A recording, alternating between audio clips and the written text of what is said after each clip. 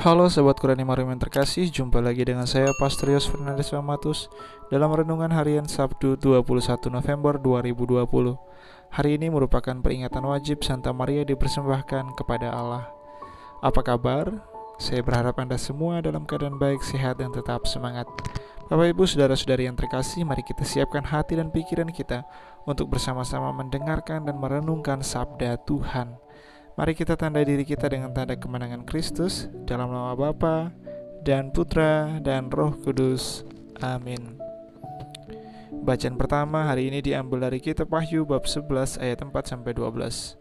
Aku Yohanes mendengar suatu suara yang berkata, "Lihatlah kedua saksiku ini. Mereka itulah kedua pohon zaitun dan kedua kaki dian yang berdiri di hadapan Tuhan semesta alam. Jika ada orang yang hendak menyakiti keduanya, keluarlah api dari mulut mereka dan menghanguskan semua musuh mereka. Jika ada orang yang hendak menyakiti mereka, maka orang itu harus mati secara demikian. Kedua saksi itu mempunyai kuasa menutup langit, supaya jangan turun hujan selama mereka bernubuat. Dimilikinya pula kuasa atas segala air untuk mengubahnya menjadi darah, dan untuk memukul bumi dengan segala jenis malapetaka setiap kali dikehendakinya. Dan apabila mereka telah menyelesaikan kesaksiannya, maka binatang yang muncul dari jurang maut akan memerangi mereka dan mengalahkan serta membunuh mereka. Mayat mereka akan terletak di atas jalan raya kota besar, yang secara rohani disebut Sodom dan Mesir, di mana juga Tuhan mereka disalibkan. Dan orang-orang dari segala bangsa dan suku, bahasa dan kaum melihat mayat mereka 3,5 hari lamanya, dan orang-orang itu tidak akan memperbolehkan mayat itu dikubur. Dan para penduduk bumi akan bergembira dan bersukacita atas kedua saksi itu. Mereka akan berpesta dan saling mengirim hadiah, karena kedua nabi itu telah merupakan siksaan bagi semua orang yang diam di atas bumi." Tetapi 3,5 hari kemudian masuklah roh kehidupan dari Allah ke dalam kedua orang itu, sehingga mereka bangkit. Semua orang yang melihat mereka menjadi sangat takut, dan orang-orang itu akan mendengar suara yang nyaring dari surga berkata kepada mereka, "Naiklah kemari." Lalu naiklah mereka ke langit, diselubungi awan, disaksikan oleh musuh-musuh mereka. Demikianlah sabda Tuhan. Syukur kepada Allah. Dan Injil pada hari ini diambil dari Injil Lukas bab 20 ayat 27-40. Tuhan sertamu dan sertamu juga. Inilah Injil Tuhan kita Yesus Kristus menurut Lukas. Dimuliakanlah Tuhan.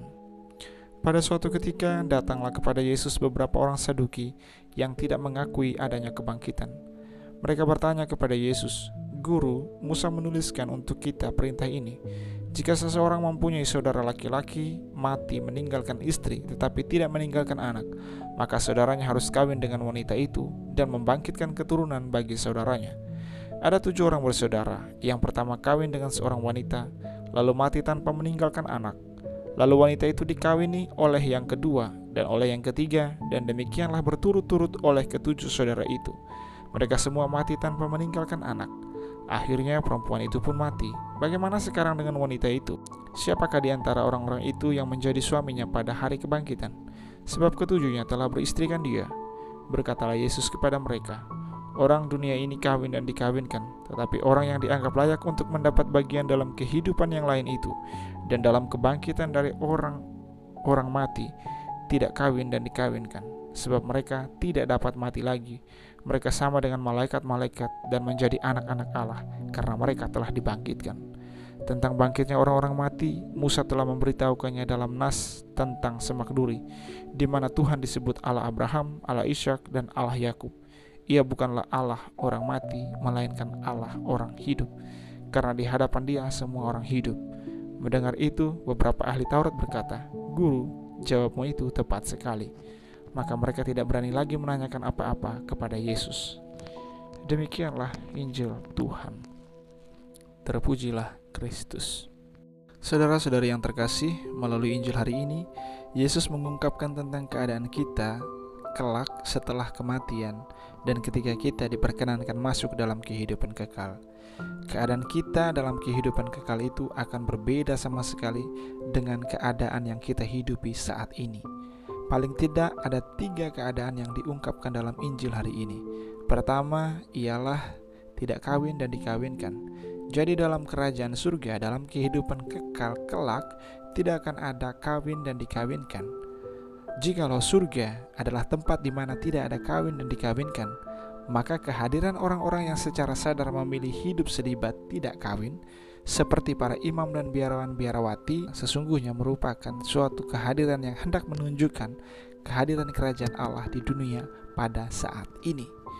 Jika kita melihat para imam, biarawan-biarawati yang tidak kawin, yang hidup selibat, maka kiranya pandangan kita terarah kepada ingatan akan keadaan kerajaan surga kelak yang dinyatakan oleh Yesus pada hari ini, yakni tidak kawin dan dikawinkan.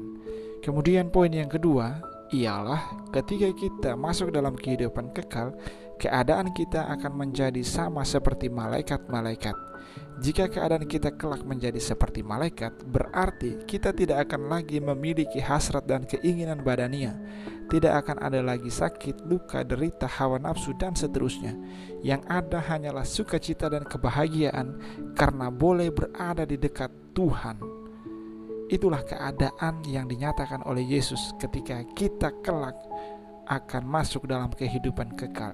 Kemudian keadaan yang ketiga yang dinyatakan oleh Yesus sendiri adalah kita akan menjadi anak-anak Allah.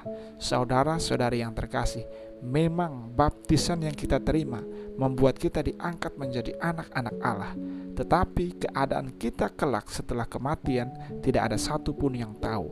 Kalau kita tetap setia melakukan segala hal yang menjadi keharusan bagi kita sebagai seorang anak Allah, maka kita sungguh akan menjadi anak Allah sepenuhnya dalam kerajaan surga.